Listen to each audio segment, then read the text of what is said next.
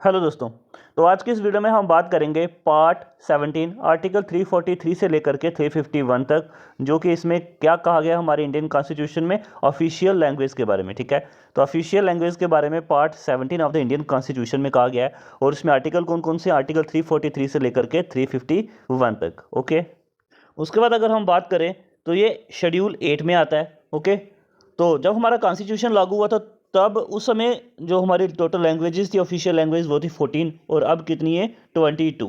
ठीक है, और उससे पहले हमें ये पता होना चाहिए इंग्लिश जो है वो हमारी ऑफिशियल लैंग्वेज नहीं है। ओके, अब हम बात करते हैं कि उस समय 14 लैंग्वेजेस थी, अब 22 है, तो कौन कौन सी लैंग्वेज जो हैं वो कब ऐड की गई हमारे कॉन्स्टिट्यूशन में। ठीक है, तो उसी के बारे में डिस्कस करते हैं। तो देखिए फ्रेंड्स, पहले 40 लैंग्वेजेस थी, उसके बाद 22 है, तो एक लैंग्वेज कब कब ऐड होती है हमारे इंडियन कॉन्स्टिट्यूशन में। ठीक है, वो ऑफिशियल लैंग्वेज बनी, तो कौन कौन सी लैंग्वेज कब बनी तो उसको देखते हैं हम।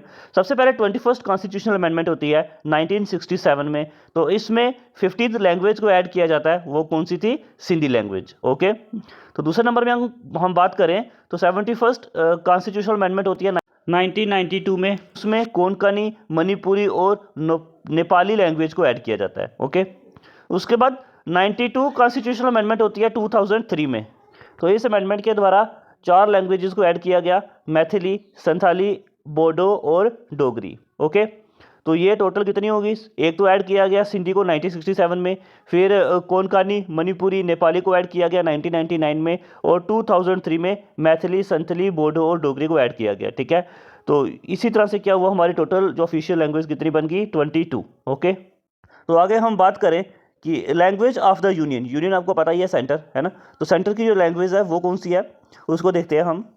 हिंदी। ओके, हिंदी देवनागरी स्क्रिप्ट में जो है ये ऑफिशियल लैंग्वेज है यूनियन की। ओके, उसके बाद हम न्यूमेरल्स की बात करें तो ये कौन से इस्तेमाल होंगे, तो ये होंगे international form of Indian numeral. ठीक है, ये देवनागरी फॉर्म में नहीं होंगे। ओके, दो चीज़ें हमने यहाँ पे देखी है, हिंदी जो होगी वो देवनागरी स्क्रिप्ट की होगी। ठीक है, लेकिन न्यूमेरल्स होंगे वो international form of Indian numeral होंगे, वो देवनागरी स्क्रिप्ट वाले नहीं होंगे। ओके, उसके बाद अगर हम बात करें कि पहले जो 1950 से पहले जहाँ पे इंग्लिश यूज़ होती थी, तो ये कहा गया कि 15 साल तक 1950 से लेकर के 1965 तक इंग्लिश ही यूज़ होगी। जहाँ पे पहले इंग्लिश इस्तेमाल होती थी तो अभी भी इंग्लिश ही इस्तेमाल होगी। ठीक है, क्योंकि पहले इंग्लिश थी, अब जल्दी से वो हिंदी अगर इस्तेमाल कर ले, ठीक है, तो वो एडजस्टमेंट नहीं हो रही थी, इसलिए क्या नियम बनाया गया कि 15 साल तक क्या होगी, इंग्लिश ही इस्तेमाल करेंगे। ओके, उसके बाद एक और इम्पॉर्टेंट चीज़ है, जब हमारा कॉन्स्टिट्यूशन लागू हुआ उसके 5 साल के बाद, ठीक है, जब वो 5 साल खत्म होंगे तो उसके नेक्स्ट 5 ईयर के बाद क्या होगा, एक कमीशन को अपॉइंट किया जाएगा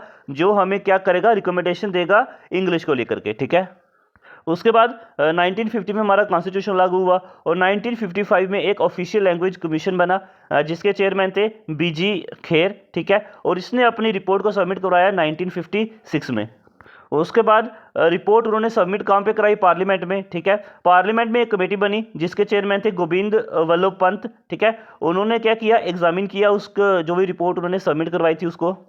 उसके बाद जो दूसरा कमीशन बनना था 1960 में, वो कमीशन नहीं बना। ठीक है, वो अपॉइंट ही नहीं किया गया।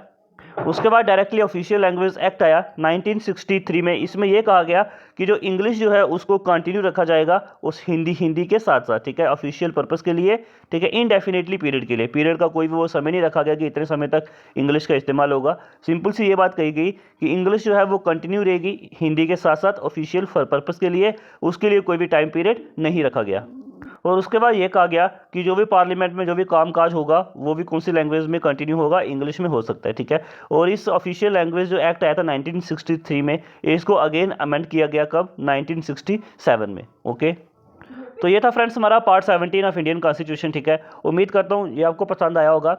तो इस वीडियो में फ्रेंड्स बहुत सारे एमसीक्यूज निकल करके आते हैं जो हमने भी डिस्कस किए, तो एग्जाम में पूछे भी जाते हैं। ओके, तो आपको मेरे लेक्चर अगर पसंद आते हैं, चैनल को सब्सक्राइब और लाइक ज़रूर कीजिए। धन्यवाद।